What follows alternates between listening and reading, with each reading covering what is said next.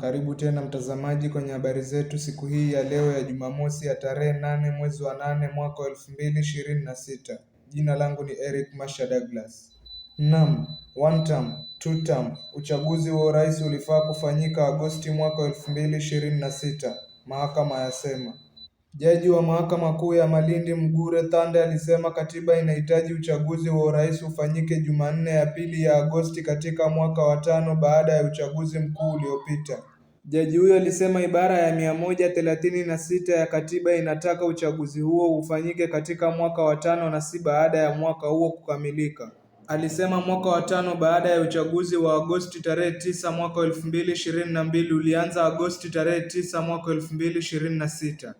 Kufanya uchaguzi ujao wa urais katika tarehe nyingine yoyote isipokuwa Jumanne ya pili ya Agosti mwaka 2026 kutakiuka katiba, Jaji Thande alisema.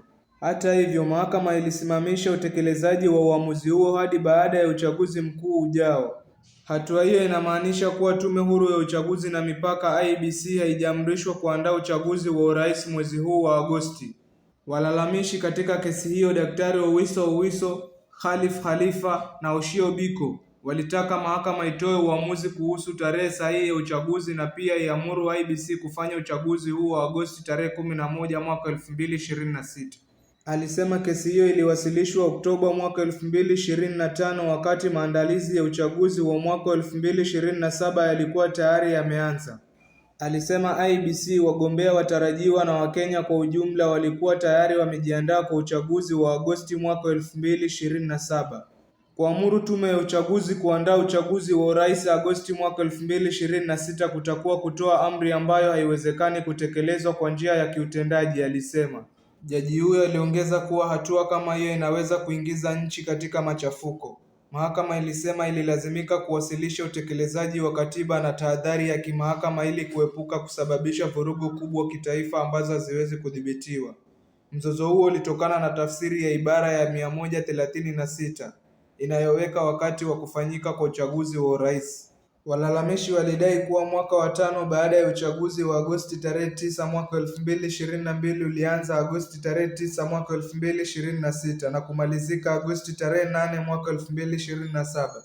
Kwa hesabu hiyo, walisema Jumanne ya pili ya Agosti mwaka 2026 ambayo ni Agosti tarehe 11 ndiyo tarehe iliyowekwa na katiba kwa uchaguzi.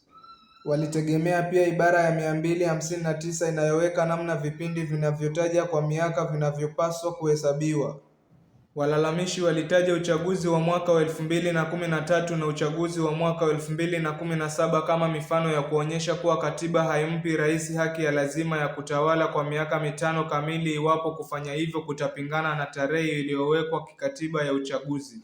Jaji Thande pia alisema ratiba ya uchaguzi iliyowekwa na katiba ina uzito kuliko dhana kwamba rais lazima atumikie miaka 5 kamili. Alisema IEBC inaposhindwa kutekeleza wajibu wake wa kikatiba, mahakama inaweza kuingilia kati. Hata hivyo, mahakama ilisitisha utekelezaji wa uamuzi kwamba uchaguzi utakaofanyika nje ya Agosti mwaka 2026 utakuwa batili hadi baada ya uchaguzi mkuu ujao wa mwaka 2027. Hii ina maana kuwa ingawa mahakama imesema tarehe inayofaa kikatiba ilikuwa Agosti mwaka 2026, haijaamuru Kenya kufanya uchaguzi wa urais mwezi huo. Mahakama pia ilisema muhula wa rais si miaka 5 chini ya ibara ya 136 na kwamba ibara ya 142 au kifungu kingine chochote cha katiba hakimpi rais muhula wa miaka 5. Kesi hiyo iliwasilishwa kupitia kampuni ya mawakili ya Otieno Ogolla and Company Advocate na Osundwa and Company Advocate. Miongoni mwa waliotajwa kuwa wahusika wenye maslahi katika kesi hiyo ni chama cha wanasheria Kenya LSK Katiba Institute, kiongozi wa Wiper Kalonzo Musyoka, UDA aliyekuwa jaji mkuu David Maraga, mwanaharakati Okiya Omtata, mwanasiasa Jimmy Wanjigi, aliyekuwa waziri Fred Matiang'i na Kenya Human Rights Commission. Mtazamaji wangu, ili kuzidi kupata habari motomoto kwa wingi, bonyeza subscribe, like, share.